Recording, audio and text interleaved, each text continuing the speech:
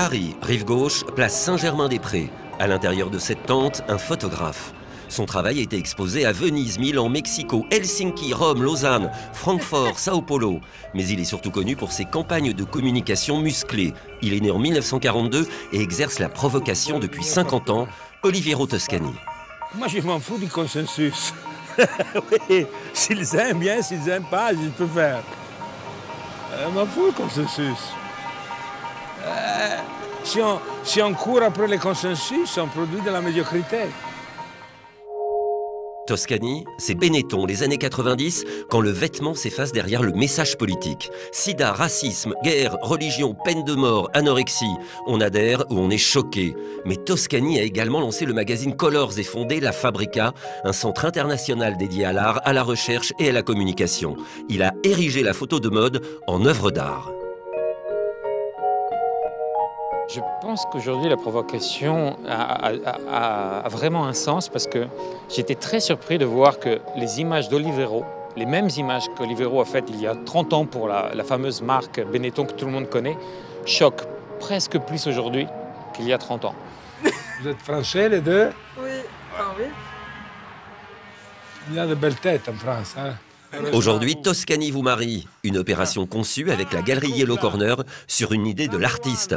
Il s'était fait photographier lors d'une séance pour le magazine Vogue, avec sa compagne habillée en mariée Saint-Laurent. Et ses amis ont cru qu'il s'était réellement marié.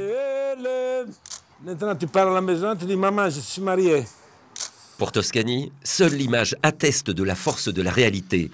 La migrante a véritablement mobilisé l'opinion qu'avec l'image de l'enfant syrien retrouvé mort sur une plage turque. Une photo a encore la force de nous mettre devant notre responsabilité sociale. Alors devant cet enfant, tout le monde se demandait, mais merde, qu'est-ce que je peux faire? Je suis responsable aussi de cette situation, je pourrais aider, je ne vais pas voir, parce que, mais quand même, il y a un engagement quelque part. La photo toute ferme nous engage dans une responsabilité individuelle en étant membre de la société. Pour Toscani, le mariage est un acte authentique. C'est l'acceptation de l'autre au niveau culturel. Toute la journée, des couples qu'il a choisis, parmi les centaines qui ont répondu à son annonce, vont défiler devant son objectif. Maquillés, coiffés, habillés par l'équipe avec laquelle il travaille depuis 30 ans, les mariés vont proposer un nouveau type de beauté. Ça peut être un nouveau rêve de princesse aussi. C'est une nouvelle princesse. Absolument. C'est oui, ça. Non, mais j'aimerais bien. Ouais. Peut-être que ce shooting va donner envie à des gens de délirer un peu plus pour leur mariage. Voilà. Il y a les faux couples, mannequins, acteurs et les vrais. Ces deux jeunes mariés ont fait spécialement le déplacement depuis Barcelone pour immortaliser leur union.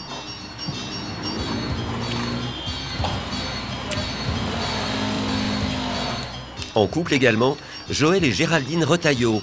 Joël est directeur de cabinet, son épouse éducatrice de jeunes enfants. Toscani les immortalise façon Famille Ewing dans le célèbre feuilleton des années 80, Dallas. Quel métier vous vous mariez? C'est ça. On fait ça. Voilà.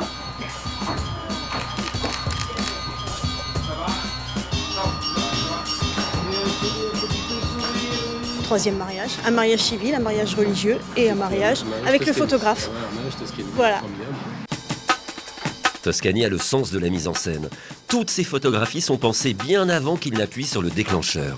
Il aime que ses personnages soient les acteurs de leur propre vie. Ce personnage a pour but de défoncer toutes les barrières entre le masculin, le féminin, le beau, le moche, le gros, le mince, le riche, le pauvre. Et ce personnage me permet, avec élégance, de franchir toutes ces barrières. Toscani est sorti diplômé de la Haute École d'Art de Zurich en 1965. Mais il a surtout bénéficié des conseils de son père, premier photoreporter de guerre au Corriere della Sera. Un jour, il me dit, moi j'arrive sur là, il y a les sangs, les morts, la fumée, les chars cassés, les gens qui hurlent. Et je fais les photos.